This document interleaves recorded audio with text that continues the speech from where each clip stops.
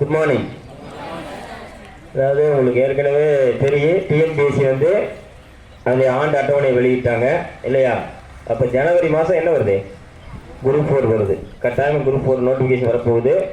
திரும்ப வந்து அதை தொடர்ந்து ஒவ்வொரு பரீட்சையும் வரப்போகுது. அதனால் வந்து இப்போ இருந்தே நீங்கள் ஸ்டார்ட் பண்ணிக்கிங்க, புரியுதுங்களா?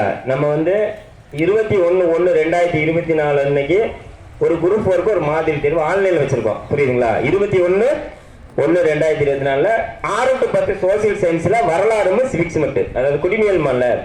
அதனால இல்லை சார் நான் புதுசாக படிக்கிற பழசாக படிக்கிற பள்ளிக்கூடம் போல ஊர் விட்டு எனக்கு சொல்லக்கூடாது, புரியுதா? எல்லாருமே பள்ளிக்கூடம் போயிருப்போம், எல்லாருமே 1ஆவதுலேருந்து 10ஆவது வரைக்கும். அப்புறம் 11ஆவது 12ஆவது விட்டு காலேஜை விட்டு ஏபிசிடி இஜெட் வரைக்கும் என்ன டிகிரி வச்சுருந்தாலும் சரி தூக்கி குப்பையில் போட்டுரு. அது எந்த நாயும் கேட்காது, புரியுதா?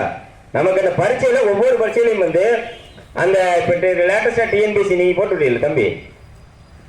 சிலேஸ் போட்டு விட்டீங்களா?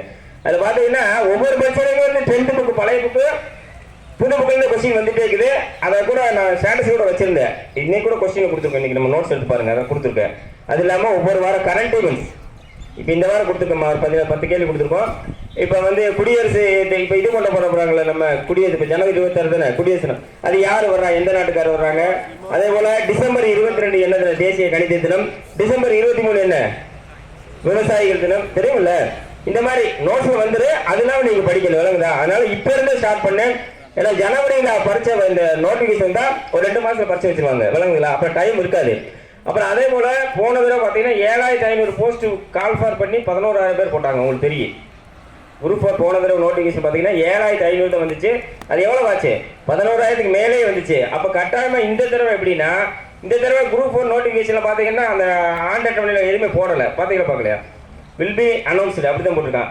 கட்டாயம் குறைஞ்சதே 15000 இருக்கு, 15000 உறுதியாக இருக்கு. 20000 வரைக்கும் கூட வரலாம். அதனால வந்து 200க்கு 200 வாங்கணும், அந்த மாதிரி பாரு. நாங்கள் கரெக்டாக நடத்திட்டு இருக்கோம். இப்போ ஆர்பிஐ இன்னைக்கு நடந்தாதான் தெரியவே கொடுத்தாரு. ஆர்பிஐ தவிர எதுவுமே வராது. ஆனால் நீங்கள் அதை மனப்பாடம் பண்ணி வச்சுக்கணும், எப்படி கேட்டாலும் எழுத தெரியணும், விளங்குங்களா? 200 தமிழில் 100, ஜிகேல 100 ப்ராக்டிஸ் பண்ணு. அப்படி இது பண்ணிட்டே இருக்கணும். அப்படின்னா தான் உனக்கு தெரியுது. ரேவதியை அந்த புக் எடுத்து போட்டோ